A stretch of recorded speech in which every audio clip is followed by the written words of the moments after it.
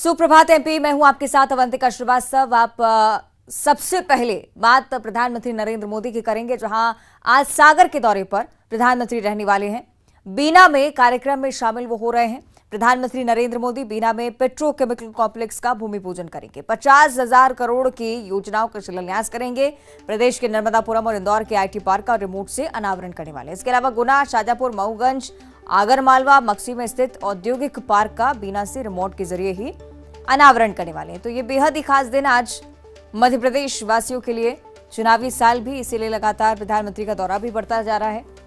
हालांकि इससे पहले भी जब वो पहुंचे तो मध्य प्रदेश को तमाम सौगातें देकर ही यहां से रवाना हुए थे। आज का भी ये दिन बेहद खास, क्योंकि प्रधानमंत्री का विधिवत जो कार्यक्रम तय किया गया है उसमें लिंक परियोजना का जो सबसे बड़ा आकर्षण का केंद्र है केन बेतवा, इसका जिक्र अक्सर मध्य प्रदेश बीजेपी करती आई है उपलब्धियों के तौर पर।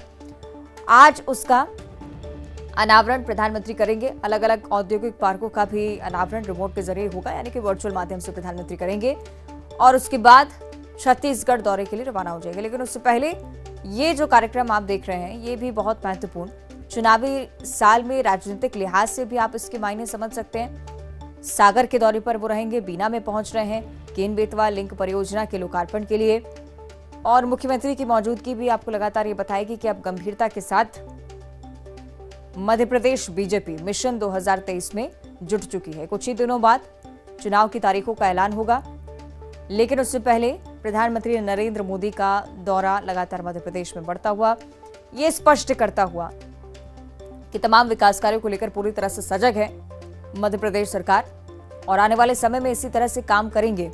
ये वादा भी अक्सर मुख्यमंत्री की तरफ से आपने सुना होगा। मिनट टू मिनट कार्यक्रम क्या कुछ रहेगा प्रधानमंत्री का, ये ग्राफिक्स के जरिए भी आप देख रहे हैं। सुरक्षा के लिहाज से बहुत अच्छे से इंतजाम किए गए हैं। जवानों की तैनाती चप्पे चप्पे पर रहेगी। साथ ही साथ जो मुख्य कार्यक्रम है वहां पर भी बहुत बड़ी संख्या में लोग पहुंच रहे हैं। ये दावा किया गया है कि लाखों की संख्या में लोग आज पहुंचेंगे और इसी तरह का उत्साह हम देखते भी हैं जब जब प्रधानमंत्री मध्य प्रदेश में पहुंचते हैं। मध्य प्रदेश के साथ अपने अटूट लगाव की चर्चा भी अक्सर वो करते आए। आज के इस कार्यक्रम में संबोधन के दौरान वो क्या कहते हैं, इस पर भी सभी की नजर। निश्चित तौर पर चुनावी साल तो कुछ ना कुछ वादा भी जरूर आगामी समय के लिए प्रधानमंत्री कर सकते हैं, इस तरह की भी चर्चाएं। और चूंकि आज दो खास कार्यक्रम हैं, दो अलग अलग प्रदेशों में, मध्य प्रदेश, छत्तीसगढ़ में भी कई सारे विकास कार्यों का लोकार्पण, भूमि पूजन वो करने वाले हैं। लेकिन उससे पहले मध्य प्रदेश के लोगों को जो सौगात देंगे उससे मध्य प्रदेश की जनता कितनी लाभान्वित महसूस कर सकती है, इस पर भी चर्चा होने वाली है। सहयोगी वासु चौरे भोपाल से हमारे साथ लाइव जुड़ रहे हैं, उनका भी हम रुख कर लेते हैं। वासु, किस तरह के इंतजाम है आज जब प्रधानमंत्री पहुंचेंगे, क्या कुछ व्यवस्थाएं रहेंगी, सिलसिलेवार कार्यक्रम समझाइए।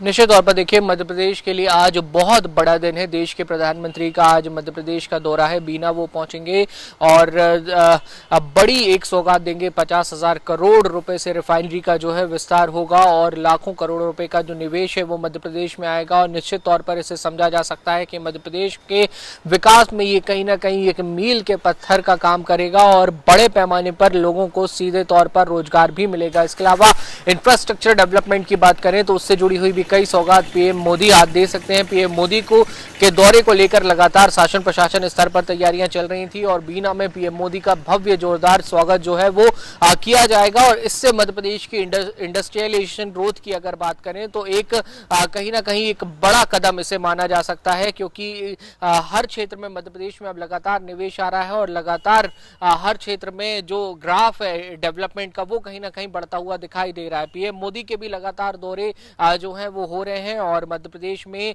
चूंकि ये चुनावी साल भी है तो पीएम मोदी का आना अपने आप में कई पैमानों की अगर बात करें तो बेहद ही खास हो जाता है। और आज का ये दौरा जिसमें मुख्यमंत्री शिवराज सिंह चौहान भी पीएम मोदी के साथ मंच साझा करते हुए नजर आएंगे। सरकार के तमाम मंत्री भी वहां पर पीएम मोदी के साथ मौजूद रहेंगे और कई सारी सौगातों वाला दिन खासतौर पर बीना के लिए, सागर जिले के लिए और एक नई विकास की इबारत इसके जरिए कहीं ना कहीं लिखी जा सकेगी। चाहिए और ये प्रोजेक्ट आने वाले समय में कई तरीके से अन्य रोजगार को भी आकर्षक करेगा, क्योंकि कहीं कोई बड़ा निवेश होता है तो उसके आसपास एक अपने तरीके का मार्केट भी जो है वो डेवलप होता है और नेशनल और इंटरनेशनल ट्रेड के जो रास्ते हैं वो भी खुलते हैं। तो इन तमाम बातों को अगर ध्यान दिया जाए, इन तमाम बातों को अगर ध्यान में रखा जाए तो एक मध्य प्रदेश के लिए आज एक बहुत बड़ा दिन है। जी, औद्योगिक क्षेत्र में विकास हो बासु, साथ ही साथ रोजगार के अवसर बढ़े, ये ना सिर्फ केंद्र की बीजेपी बल्कि मध्य प्रदेश बीजेपी का भी हमेशा ही फोकस रहा है। लेकिन अगर राजनीतिक लिहाज से अगर हम इस दौरे को देखते हैं, प्रधानमंत्री के सागर में उनका पहुंचना, बीना में केन बेतवा लिंक परियोजना की सौगात देना, जिसका अक्सर जिक्र उपलब्धि के तौर पर बीजेपी करती है, कितना फायदा पार्टी को हो सकता है? निश्चित तौर पर देखिए, पीएम मोदी की छवि बीते सालों में एक वैश्विक लीडर के तौर पर उभर कर सामने आई है। G20 में पूरी दुनिया ने भारत का लोहा माना है और जब एक बड़ा नेता कहीं किसी क्षेत्र में पहुंचता है तो पूरे प्रदेश की राजनीति पर कहीं ना कहीं उसका असर होता है। कांग्रेस लगातार जो इस बात को लेकर हमलावर थी कि मध्य प्रदेश में विकास के काम नहीं हुए, इंडस्ट्रियलाइजेशन नहीं हुआ है, लोगों के पास रोजगार नहीं है, महंगाई लगातार बढ़ रही है, तो कहीं ना कहीं इस तरीके की जब विकास की सौगातें दी जाती हैं तो बीजेपी के पास भी बहुत सारा कुछ होगा बताने के लिए और इसके जरिए बीजेपी अब जब सरकार दोबारा एक बार फिर मध्य प्रदेश की सत्ता में स्थापित होने की दिशा में कदम बढ़ाते हुए जब जनता के बीच पहुंचेगी और बड़े दावों और वादों के साथ बिल्कुल ठीक है, आप कह रहे हैं कि दोनों ही लिहाज से विकास को लेकर बीजेपी लगातार चल रही है, चाहे औद्योगिक क्षेत्र की बात हो चाहे राजनीतिक क्षेत्र की बात हो। बहुत शुक्रिया आपका फिलहाल इस जानकारी को साझा करने के लिए। इंतजार रहेगा तस्वीरों का जब प्रधानमंत्री यहाँ पर पहुंचते हैं। बहरहाल बात कुछ अन्य खबरों की। रतलाम सांसद गुमान सिंह डामोर, जिनके सैलाना विधानसभा सीट से चुनाव लड़ने की चर्चाएं जोरों पर हैं, सांसद डामोर ने यह साफ कर दिया है कि पार्टी के आदेश का ही पालन करूंगा। सांसद ने कहा कि मैं विधायक और सांसद पार्टी के आदेश पर ही बना, आगे भी जो पार्टी कहेगी वही करूंगा। दरअसल सांसद डामोर पहले विधानसभा चुनाव लड़ने की बात से साफ तौर पर इनकार कर चुके थे, लेकिन अब सांसद का ये नया बयान इस बात की ओर इशारा कर रहा है कि कहीं ना कहीं संगठन उन्हें मैदान में उतारने का मन बना चुका है। मैं आज सांसद हूं तो भारतीय जनता पार्टी के आदेश की वजह से हूँ। मैं इसके पहले विधायक भी था तो मुझे पार्टी ने जो आदेश दिया था उसका मैंने पालन किया है। तो आने वाले समय में पार्टी जो निर्णय लेगी और जो आदेश देगी उसका हमको पालन करना है। और अपने बयानों और हिंदू राष्ट्र की मांग को लेकर सुर्खियों में रहने वाले बागेश्वर धाम प्रमुख धीरेन्द्र कृष्ण शास्त्री एक बार फिर से हिंदू समाज के निशाने पर आ चुके हैं। उनके खिलाफ बेन समाज संगठन ने मोर्चा खोल दिया है। जबलपुर में बेन समाज संगठन ने धीरेन्द्र कृष्ण शास्त्री के खिलाफ रैली निकाली, जमकर नारेबाजी करते हुए विरोध प्रदर्शन किया। पूरा मामला धीरेन्द्र कृष्ण शास्त्री के दरबार में बसोर समाज को लेकर की गई टिप्पणी से सामने आया था। दरबार में पहुंचे एक युवक को फटकार लगाते हुए धीरेन्द्र शास्त्री ने जो कहा उससे बेन समाज ने खुद को अपमानित महसूस किया। जो है तुच्चा गुंडा बन गए हैं। आप देखने चले आए थे कि हम बाबा का पर्दाफाश करके मानेंगे और आप चले आए थे कि बालाजी की कृपा है कि नहीं। नहीं, मैं खुद ब्राह्मण हूँ। तो हम क्या बसोर हैं? मैंने आपको ऐसा कुछ नहीं कहा। मैंने आपको ये कहा अभी एक और बुलाओ, जिसको आप बुलाओ। नहीं की मांगी है धीरेन्द्र शास्त्री से कि जिस तरह उन्होंने भरे मंच में बसोर कहकर और हीन भावना देखकर उन्होंने शब्द का प्रयोग किया है कि क्या मैं बसोर हूँ, तो उसी तरह धीरेन्द्र शास्त्री भरे मंच पर सभी बसोर समाज से माफ़ी मांगे, अन्यथा हम लोग उग्र आंदोलन करेंगे। हमारा विरोध ना किसी जाति से ना किसी धर्म से, सिर्फ है धीरेन्द्र शास्त्री जी से। आगामी विधानसभा चुनाव के मद्देनजर अवैध हथियारों की धरपकड़ को लेकर खरगोन की गोगांव पुलिस ने बड़ी कार्रवाई की। 5 लाख रुपए की 25 पिस्टल के साथ 2 आरोपी गिरफ्तार हुए। एक आरोपी फरार है। पुलिस ने सिगनूर गांव में दबिश देकर बड़ी मात्रा में अवैध हथियार बनाने की सामग्री जब्त की है। इन अवैध हथियारों को उज्जैन में सप्लाई किए जाने की तैयारी थी। पुलिस आरोपियों से पूछताछ भी कर रही है, इनमें कई और बड़े खुलासे हो सकते हैं। पुलिस आरोपियों के बैंक अकाउंट्स भी खंगाल रही है।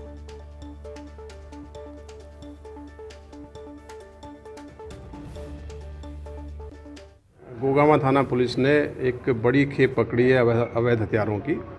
इसमें 25 पिस्टल मिली हैं। जैसा कि आपके संज्ञान में है कि आगामी समय में मध्य प्रदेश में विधानसभा के इलेक्शन होने हैं। इलेक्शन की तैयारियों को लेके लगातार पुलिस मुख्यालय से भी निर्देश मिले हैं और आईजी साहब भी लगातार इस संबंध में मॉनिटरिंग कर रहे हैं कि खरगोन जिले में जो अवैध हथियारों की जो इश्यूज़ हैं उस पर कार्रवाई की जाए। हरदा जिले में सिटी कोतवाली पुलिस ने 3 ड्रग तस्करों को गिरफ्तार कर लिया। इनके पास से लगभग 40 लाख रुपए की 200 ग्राम से ज्यादा एमडी ड्रग्स जब्त की गई है। तीनों आरोपी शिवम सुरोही, आनंद सुरोही और अमन जाट जिले के भुन्नास गांव के रहने वाले हैं। आरोपी जिले में युवाओं को ड्रग्स सप्लाई करते थे। पुलिस ने बताया कि ड्रग्स लेकर आरोपी को इंदौर रोड से गिरफ्तार किया है। पूछताछ उनसे की जा रही है।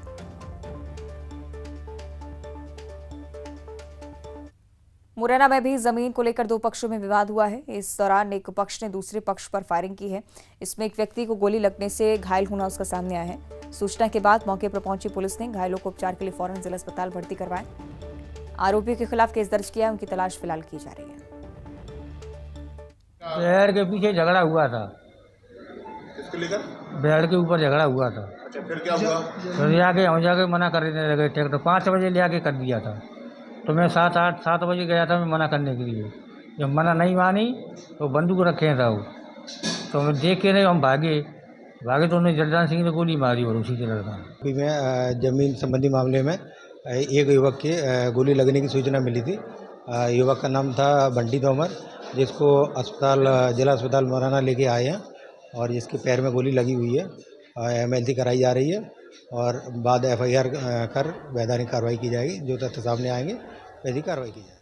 और अगली बड़ी खबर दतिया से है। रेड़ा गांव में पाल समाज और दांगी समाज के बीच मामूली सी बात को लेकर विवाद हुआ। गोली चल गई, 5 लोगों की मौत हो गई, 2 लोग घायल हैं। पुलिस जब तक मौके पर पहुंचती तब तक सभी आरोपी वहां से भाग निकले। जिले को हिला देने वाली इस घटना के 2 दिन पहले दांगी समाज के खेत में कुछ जानवर घुस गए थे। दोनों समाज के लोगों के बीच गाली गलौज हुई। थाने में रिपोर्ट दर्ज करवाई। गांव के बुजुर्गों ने दोनों पक्षों में राजीनामे के लिए पंचायत बुलाई थी। इससे पहले कि गांव के बुजुर्ग आते, विवाद फिर से शुरू हुआ। दोनों पक्षों ने कट्टे बंदूक निकाल लिए, फायरिंग होने लगी। SP सहित भारी पुलिस बल फिलहाल तैनात किया गया। गांव है इसमें 2 पक्षों के बीच में विवाद हुआ था परसों बकरी और भैंस खेत में घुसने की बात को लेके, जिसके बाद आज ये लोग उसी विवाद को ख़त्म करने के लिए दोनों पक्ष के लोग पंचायत करने के लिए आपस में राजीनामा करने के लिए बैठे होंगे। इसी दौरान इन पक्षों में से एक पक्ष अग्रेसिव हो गया। अभी जो प्रारंभिक हम लोगों के पास जानकारी है उसमें 3 लोग जो हैं दांगी समाज के हैं जिनकी मृत्यु हुई है। एक मौके पर पाल समाज के व्यक्ति की मृत्यु हुई है। 3 लोग इसमें से घायल हुए थे जिनको अस्पताल रवाना किया है और उनका इलाज जारी है, जिसमें से एक की स्थिति अभी गंभीर है। गांव में पुलिस बल लगा हुआ है और जो भी लोग इसमें अपराधी हैं जिन्होंने इसको घटना को कारित किया है उनके घरों पे तलाशी ली जा रही है। उनको गिरफ्तारी के लिए टीमें रवाना की गई। और नरसिंहपुर से अगली बड़ी खबर, जहां महिलाओं के साथ मारपीट हुई है। बलोहा थाने के भटेरा गांव में महिलाओं से मारपीट की जानकारी सामने आई है। मारपीट का वीडियो भी वायरल हुआ है। पुरानी रंजिश को लेकर विवाद हुआ था। सरपंच राजू लोधी सहित 5 पर मारपीट के आरोप है। आरोपियों के खिलाफ बलोहा थाने में मामला दर्ज है। पीड़ितों ने SP से आरोपी की गिरफ्तारी की भी मांग की है। 2 हफ्ते पुराना ये वीडियो बताया जाता है।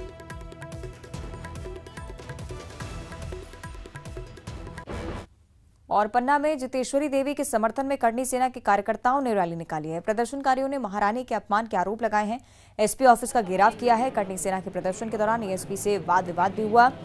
जुगल किशोर मंदिर में जितेश्वरी देवी ने हंगामा किया। इसे लेकर उनको मंदिर से जबरन बाहर निकाला गया और करनी सेना ने अपमान करने वालों के खिलाफ FIR मांगी।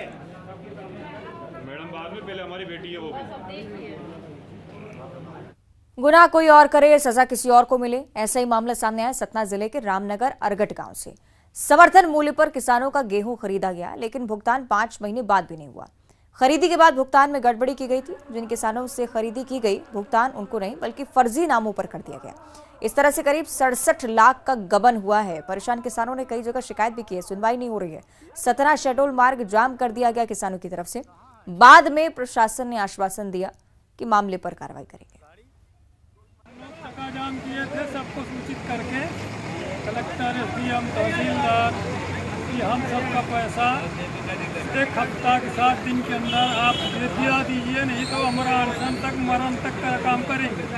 लेकिन अभी TI साहब तहसीलदार ने आश्वासन दिया है कि आपका पैसे के लिए हम तत्पर लगे हैं। साहब ने कहा है कि आप लोगों के लिए हम लगे हैं और आप लोगों का पैसा दिलवाएंगे। इस दूसरे मसीह प्रयास में लगे हैं। इस कारण से हम लोग TI साहब और तहसीलदार साहब की बात मान जाम खोल दिया। यहाँ अरगट के किसानों का जो पैसा फंसा हुआ है, चीटिंग हुई है, उसके संबंध में हम लोग अपनी कार्यवाही से किसानों को अवगत कर रहे हैं। हम इस प्रकार की यहाँ कार्यवाही कर रहे हैं। कार्यवाही से किसान लोग संतुष्ट हुए हैं। उनको समझ में आया है कि हमारे पक्ष में कार्यवाही हो रही है, इसलिए किसान किसानों ने अपना आंदोलन समाप्त किया। किसानों को अपने लोन और अपने अन्य खर्चों को लेकर उनको वो है कि उनको जल्द से जल्द पैसा चाहिए और इस बात के लिए वो अपनी बातें यहाँ रख रहे थे। उसी बात को उनको समझाइश दी गई है कि सब प्रक्रिया में है, सब प्रोसेस में है। हम लोग लगातार वरिष्ठ अधिकारियों के संपर्क में हैं, लगातार विवेचना में उस बात को लाया जा रहा है और उसके लिए और आगामी 19 सितंबर से 10 दिवसीय गणेश उत्सव शुरू होगा। तब घर में पंडालों में गणपति बप्पा की प्रतिमाएं स्थापित की जाएंगी। बुरहानपुर में मूर्तिकार गणेश प्रतिमाएं बनाने में जुटे हुए हैं। बुरहानपुर गणेश जी की आकर्षक प्रतिमाओं के लिए देश के साथ साथ विदेशों में भी विख्यात है। 50 से अधिक मूर्तिकार यहाँ पर हैं जो कि छोटी बड़ी हजारों प्रतिमाओं का निर्माण करते हैं। यहाँ पर छत्रपति शिवाजी महाराज, साईं बाबा, लालबाग राजा सहित विभिन्न स्वरूप में बप्पा की प्रतिमाओं को अंतिम स्वरूप देने में कारीगर लगातार जुटे हुए हैं।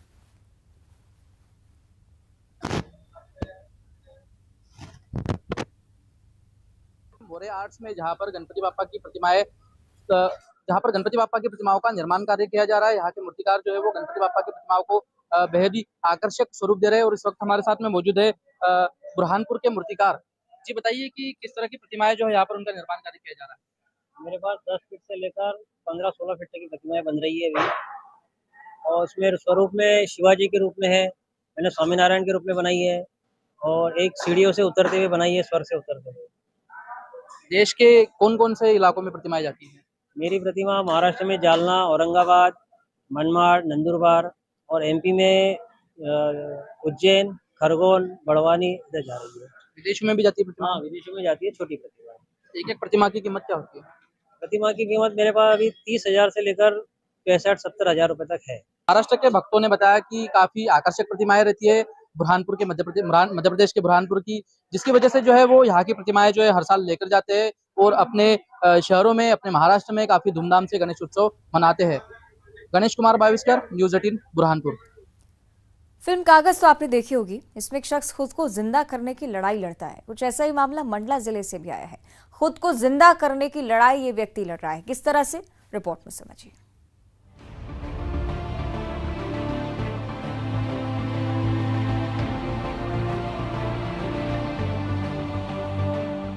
ये कहानी जिंदगी की उस जंग की है जिसे एक दिव्यांग लड़ रही है।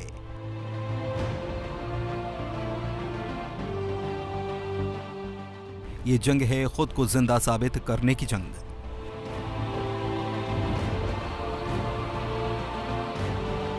असल जिंदगी के इस काले सच को आपने कई बार सिनेमाई पर्दे पर देखा होगा, लेकिन जब पर्दे की कहानी असल रूप में सामने आती है तो डर लगने लगता है, क्योंकि जो मंडला जिले के निवास विकासखंड के मानिकपुर में एक दिव्यांग महिला के साथ हुआ वो किसी के साथ भी हो सकता है।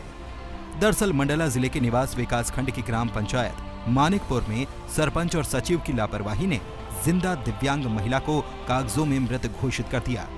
इसकी जानकारी दिव्यांग महिला और परिजनों को तब लगी जब वो केवाईसी कराने पहुंचे। उन्हें पता चला कि दिव्यांग महिला को 3 साल पहले ही सरपंच और सचिव ने मृत घोषित कर दिया है। ये सुनते ही उनके तो होश उड़ गए। इसके बाद अब शुरू हुई खुद को जिंदा करने की जंग। दिव्यांग महिला खुद को जिंदा साबित करने के लिए अधिकारियों के चक्कर काट रही है, जिसके चलते उसे सरकारी योजनाओं का लाभ और दिव्यांग योजना के तहत मिल रही राहत राशि भी मिलना बंद हो चुकी है। गौरवबाई के कागज मैंने वहाँ जाके केवासी कराया हम, तो केवासी में कहता है कि नहीं गौरवबाई खत्म हो चुका, इसका केवासी नहीं होगा। कौन करा है कि सचिव सरपंच। इतना मैं भटक रहे हूँ, बिल्कुल बार बार मेरे को कंगली मिलत रहे हैं। ये गौरवबाई का मौत 2020 में हो चुका है। कब जानकारी मिला हमको? जब केवासी करवाते तब। इतने साल तो नहीं मिला, बाकी ये साल हम लोग केवाईसी करवाए, जानकारी लिए, पैसा नहीं आ रहा है कि तो हमको जानकारी मिला कि इसका मौत। हमारे माई का बोले कि नहीं खत्म हो गए, मर गए ही करके, कोई और बताए थे। तो मैं आए यहाँ, मेरे घर के लोग बताएं कि मामी तुम्हारी खत्म नहीं है, सही है, जीवित है। तो मेरे को बहुत खुश हुआ। इस बारे में जब न्यूज़ 18 ने अधिकारी से बात की तो उन्होंने इसे मामूली गलती मानकर जल्द सुधार लेने की बात कहकर मामले को हल्का करने की कोशिश की। इस संबंध में मुझे आपके माध्यम से आज जानकारी प्राप्त हुई है। मैं इस संबंध में संबंधित लोगों से जानकारी प्राप्त करूंगा, इस का परीक्षण कराया जाएगा और शीघ्र से शीघ्र इसकी समस्या का निराकरण कर दिया जाएगा। बहरहाल दिव्यांग महिला और उसका पूरा परिवार महिला को कागजों में जिंदा करने की जद्दोजहद कर रहा है, लेकिन सरकारी सिस्टम के आगे अब वो लाचार नजर आ रहे हैं।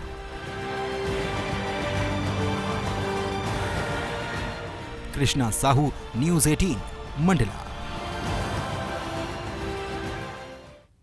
और बुलेटिन में इतना ही। आप देखते रहिए न्यूज़ 18।